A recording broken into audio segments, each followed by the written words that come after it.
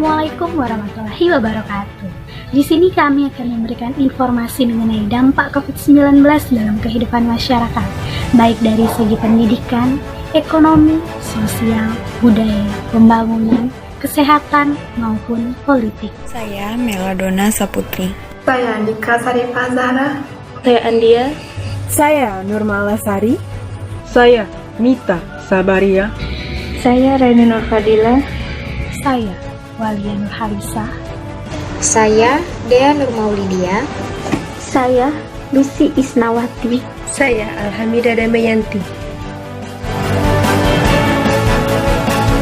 Setelah munculnya wabah COVID-19 di belahan bumi, sistem pendidikan pun mulai mencari suatu inovasi.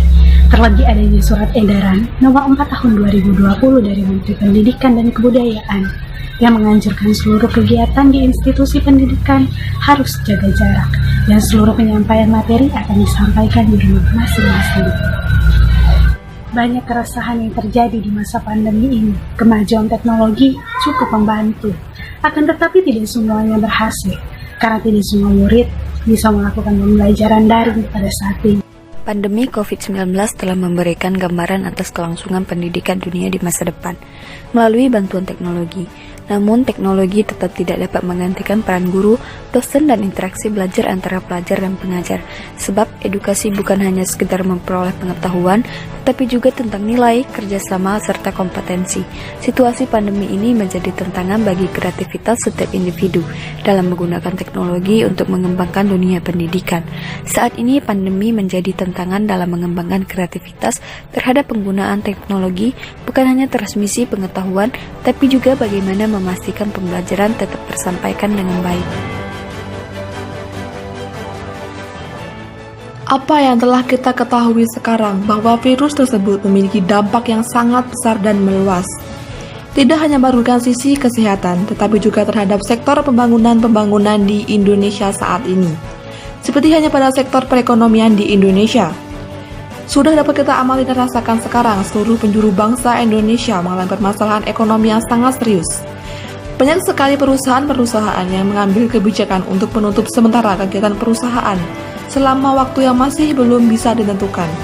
Contohnya seperti Kementerian Pekerjaan Umum dan Perumahan Rakyat, di mana mereka akan membangun sistem jaringan prasarana di Jabodetabek Punjur.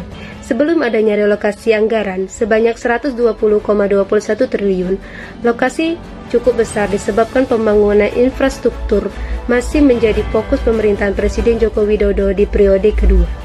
Namun adanya pandemi COVID-19 membuat anggaran Kementerian PUPR dipangkas menjadi 44,58 triliun sehingga tersisa 75,63 triliun pada tahun 2020.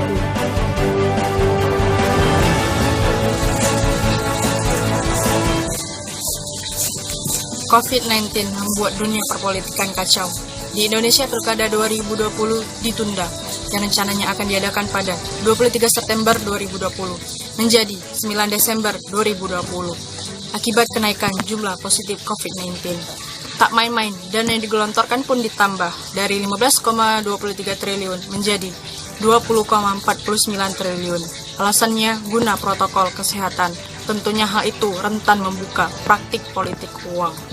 Selain itu, langkah-langkah pencegahan, penanganan, dan penanggulangan dari pemerintah sering dipolitisasi oleh pihak-pihak yang berseberangan dengan pemerintah. Akibatnya, krisis politik sehingga stabilitas nasional jelas akan semakin bermasalah. Hal yang menyayat hati yakni kematian para politisi akibat COVID-19. Kondisi politik Indonesia tak lama sebelum pandemi COVID-19 mengalami turning point atau titik balik bagi demokrasi yang dimana pada saat Indonesia mengalami keterpurukan oleh COVID-19, pemerintah mengeluarkan berbagai kebijakan kontroversial yang disoroti dan dikritisi oleh masyarakat. Adapun kebijakan-kebijakan tersebut, yang pertama ada revisi UU KPK yang dianggap melemahkan KPK, lalu yang kedua, UU KUHP yang membuka peluang intervensi kepentingan negara dalam ranah privat. Lalu yang ketiga ada RUU Cipta Kerja yang dianggap merugikan pedagang kecil dan buruh. Hal ini pun memicu masyarakat dan ribuan mahasiswa turun ke jalan. Ketidakpastian, kebingungan, dan keadaan darurat yang diakibatkan oleh virus corona dapat menjadi stresor bagi banyak orang. Ketidakpastian dalam mengetahui kapan wabah corona ini akan berakhir membuat banyak golongan masyarakat menengah ke bawah memikirkan nasib mereka. Kehidupan yang berjalan seperti biasa, tanpa adanya mata pencaharian, membuat mereka kesulitan untuk memenuhi kebutuhan hidup. Perubahan COVID-19 telah menyebabkan perubahan sosial yang tidak direncanakan. Artinya, perubahan sosial yang terjadi secara sporadis dan tidak dikehendaki kehadirannya oleh masyarakat. Akibatnya, ketidaksiapan masyarakat dalam menghadapi pandemi ini telah menyebabkan disorganisasi sosial di segala aspek kehidupan masyarakat. Harus diakui bahwa dampak pandemi COVID-19 telah memaksa komunitas masyarakat harus adaptif terhadap berbagai bentuk perubahan sosial yang diakibatkannya. Ragam persoalan yang ada telah menghadirkan desakan transformasi sosial di masyarakat. Di tengah mewabahnya infeksi virus corona saat ini, sangat mempengaruhi tatanan hidup baru di kehidupan masyarakat. Pandemi COVID-19 tak hanya berdampak pada mereka yang terinfeksi saja, tetapi pada semua masyarakat dunia. Pandemi COVID-19 ini bukan hanya mengancam kesehatan masyarakat secara fisik, namun juga secara mental. Gangguan kesehatan mental yang terjadi selama pandemi disebabkan karena masyarakat dikelilingi oleh kematian, kemiskinan, kecemasan, isolasi, dan kegelisahan akibat pandemi COVID-19. Begitu banyak berita buruk yang diterima, membuat masyarakat cemas akan hidup mereka sendiri, keluarga, teman terdekat, dan bahkan lingkungan sekitarnya. Serangan COVID-19 atau virus corona bagi kesehatan kita. COVID-19 dapat merusak banyak organ dalam tubuh kita, diantaranya yaitu kerusakan paru-paru, jantung, dan juga otak.